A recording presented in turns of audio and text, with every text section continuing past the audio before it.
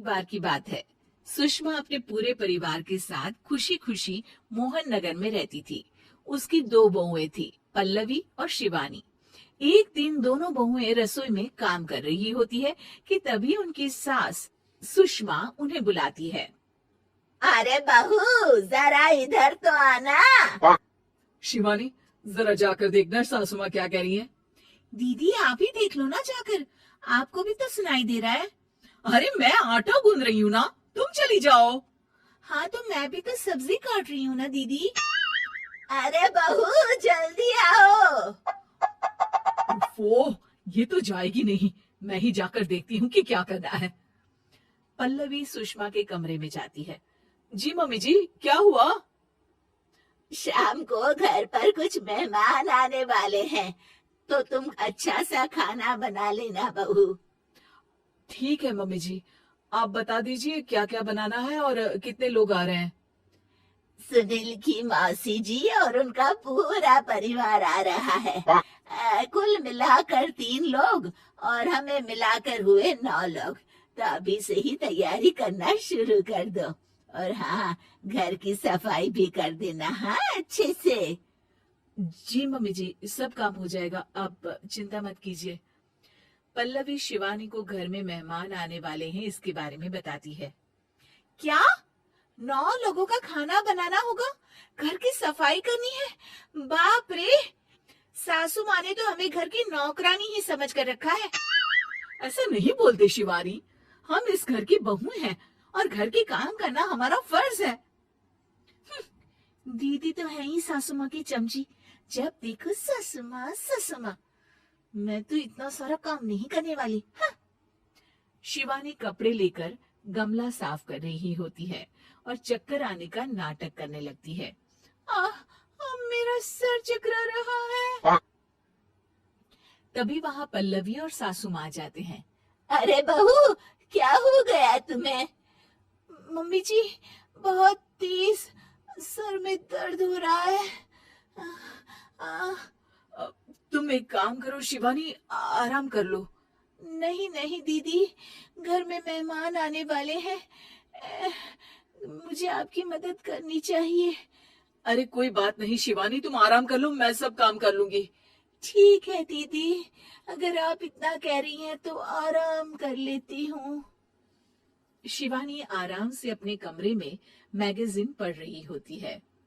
इसे कहते हैं आराम की जिंदगी। इतना सारा काम। चलो सारा काम खत्म हो गया, शिवानी को देख आती हूँ। शिवानी अपने कमरे में ईयरफोन में गाने सुनते सुनते सो जाती है और उसके साइड में मैगजीन भी रखी होती है। पल्लवी वहां आ जाती है और वो सब देखती है। ओहो, तो मतलब सब काम चोरी का बहाना था। अभी बताती हूँ इसको। घर का सारा काम मुझे करना पड़ा और ये महारानी यहाँ मैगजीन पढ़ रही है, गाने सुन रही है। पल्लवी रसोई से एक प्लेट और चम्मच लेकर आती है और शिवानी को थाली बजाकर उठाने लगती है। शिवानी अचानक से उठती है। उठ गई महारानी, गाने भी सुन लिए, मैगजीन भी पढ़ ली। तुम तो बहुत बड़ी झूठी निकली शिवानी। तुमने सर दर्द का बहाना बनाया ताकि काम करने से बच सको।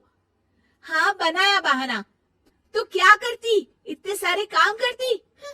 मुझे कोई शौक नहीं है चापलूसी का। क्या चापलूसी? तुम्हें लगता है कि मैं सारे काम चापलूसी के लिए कर रही हूँ? और नहीं तो क्या। तभी वहां सासू माँ आ जाती हैं। अरे बहू, वो लोग बस आने ही वाले हैं, तुम तैयारियां कर लो। जी सासू माँ, तुझे तो मैं बाद में देखती हूँ। सब खाना खाने बैठते हैं और खाना शुरू करते हैं। तभी सुनील की मौसी बोलती है। वाह भाई वाह, खाना तो बहुत ही अच्छा बना है सुषमा जी, एक एक चीज में क्या स्वाद है। ये सुनकर शिवानी मुंह बना लेती है। उसे अपनी जेठानी की इतनी तारीफ रास नहीं आती। आपकी बहुएं तो बहुत ही अच्छा खाना बनाती हैं। हाँ, बनाती तो दोनों ही अच्छा है, पर आज ना ये सारा खाना बड़ी बहू ने बनाया है। छोटी बहू की तबीयत ठीक नहीं थी, सो इसलिए। मानना पड़ेगा सुषमा जी, आपकी बड़ी बहू तो बहुत ही गुणवान है। पल्लवी की तारीफ सुनकर शिवानी को जलन होती है।